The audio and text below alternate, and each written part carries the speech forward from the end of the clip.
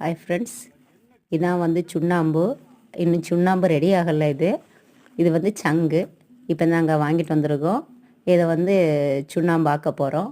எப்படி சுண்ணாம்பாக்கிறதுனா, இதை வந்து நீட்டி தண்ணியெல்லாம் விட்டு நீட்டி எடுப்பாங்க.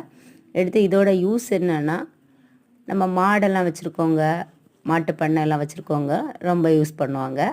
அதுக்கப்புறம் வந்து பனையில் வந்து ஏறுறவங்க முன்னாடி உள்ளவங்க இப்போ பனை ஏறுறதெல்லாம் கம்மி ஆகிடுச்சு. இருந்தாலும் அக்கானின்னு சொல்லுவாங்க, பதனின்னு சொல்லுவாங்க. பதநீர்னு சொல்கிறது அக்கானியை நாங்கள் அக்கானின்னு சொல்லுவோம். அதையெல்லாம் வந்து எடுக்கிறதுக்கு வந்து இந்த சுண்ணாம்பை தடவி தான் என்ன பண்ணுவாங்கன்னா தெளிய வச்சு எடுப்பாங்க. அது ரொம்ப உடம்புக்கு கால்சிய சத்து வந்து அதிகம் கிடைக்கும். அதே மாதிரி தான் மாட்டுக்கு வந்து கொடுக்கும்போது கால்சிய சத்து வந்து நல்லா கிடைக்கும்.